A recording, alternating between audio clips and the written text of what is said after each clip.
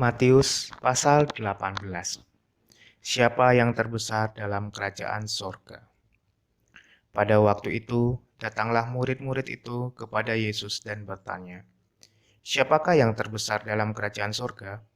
Maka Yesus memanggil seorang anak kecil dan menempatkannya di tengah-tengah mereka, lalu berkata, "Aku berkata kepadamu, sesungguhnya jika kamu tidak bertobat dan menjadi seperti anak kecil ini, kamu tidak akan masuk ke dalam kerajaan surga. Sedangkan barang siapa merendahkan diri dan menjadi seperti anak kecil ini, dialah yang terbesar dalam kerajaan surga. Dan barang siapa menyambut seorang anak seperti ini dalam namaku, ia menyambut aku. Siapa yang menyesatkan orang? Tetapi barang siapa menyesatkan salah satu dari anak-anak kecil ini yang percaya kepadaku, lebih baik baginya jika sebuah batu kilangan diikatkan pada lehernya, lalu ia ditenggelamkan ke dalam laut. Celakalah dunia dengan segala penyesatnya. Memang penyesatan harus ada, tetapi celakalah orang yang mengadakannya. Jika tanganmu atau kakimu menyesatkan engkau, penggalah dan buanglah itu, karena lebih baik bagimu masuk ke dalam hidup dengan tangan kudung atau timpang daripada dengan utuh kedua tangan dan kedua kakimu dicampakkan ke dalam api kekal. Dan jika matamu menyesatkan engkau, cungkilah dan buanglah itu, karena lebih baik bagimu masuk ke dalam hidup dengan bermata satu daripada dicampakkan ke dalam api neraka dengan bermata dua. Ingatlah, jangan menganggap rendah seorang dari anak-anak kecil ini, karena aku berkata kepadamu, ada malaikat mereka di surga yang selalu memandang wajah Bapakku yang di surga, karena anak manusia datang untuk menyelamatkan yang hilang. Perumpamaan tentang domba yang hilang. Bagaimanakah pendapatmu jika seorang mempunyai 100 ekor domba dan seekor di antaranya sesat? Tidakkah ia akan meninggalkan yang 99 ekor di pegunungan dan pergi mencari yang sesat itu? Dan aku berkata kepadamu, sesungguhnya jika ia berhasil menemukannya, lebih besar kegembiraannya atas yang seekor itu daripada atas yang ke-99 ekor yang tidak sesat. Demikian juga Bapamu yang di surga, tidak menghendaki supaya seorang pun dari anak-anak ini hilang.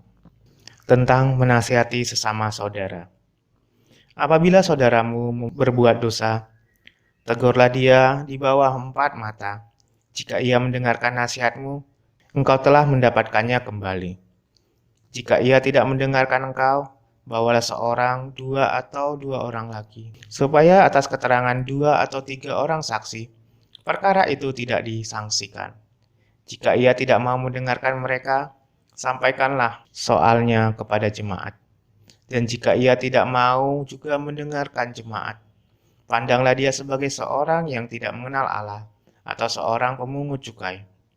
Aku berkata kepadamu, sesungguhnya apa yang kamu ikat di dunia ini akan terikat di surga, dan apa yang kamu lepaskan di dunia ini akan terlepas di surga. Dan lagi aku berkata kepadamu, jika 2 orang daripadamu di dunia ini sepakat meminta apapun juga, permintaan mereka itu akan dikabulkan oleh Bapakku yang di surga. Sebab di mana 2 atau 3 orang berkumpul dalam namaku, di situ aku ada di tengah-tengah mereka.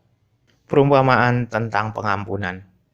Kemudian datanglah Petrus dan berkata kepada Yesus, "Tuhan, sampai berapa kali aku harus mengampuni saudaraku jika ia berbuat dosa terhadap aku? Sampai 7 kali?" Yesus berkata kepadanya, "Bukan, aku berkata kepadamu, bukan sampai 7 kali, melainkan sampai 70 kali 7 kali. Sebab hal kerajaan surga seumpama seorang raja yang hendak mengadakan perhitungan dengan hamba-hambanya. Setelah ia mulai mengadakan perhitungan itu, dihadapkannya lah kepadanya seorang yang berhutang 10.000 talenta. Tetapi karena orang itu tidak mampu melunaskan hutangnya, raja itu memerintahkan supaya ia dijual beserta anak istrinya dan segala miliknya untuk membayar hutangnya. Maka sujudlah hamba itu menyembah dia.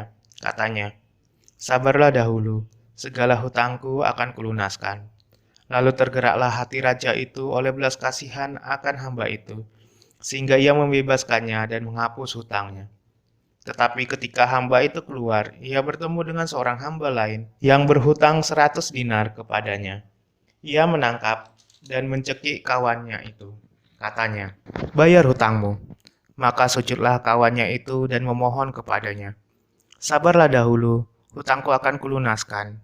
Tetapi ia menolak dan menyerahkan kawannya itu ke dalam penjara sampai dilunaskannya hutangnya. Melihat itu, kawan-kawannya yang lain sangat sedih, lalu menyampaikan segala yang terjadi kepada tuan mereka. Raja itu menyuruh memanggil orang itu dan berkata kepadanya, "Hai hamba yang jahat, seluruh hutangmu telah kuhapuskan karena engkau memohonkannya kepadaku. Bukankah engkau pun harus mengasihi kawanmu seperti aku telah mengasihani engkau?" Maka marahlah tuannya itu dan menyerahkannya kepada Algojo-Algojo sampai ia melunaskan seluruh hutangnya. Maka Bapakku yang di surga akan berbuat demikian juga terhadap kamu, apabila kamu masing-masing tidak mengampuni saudaramu dengan segenap hatimu.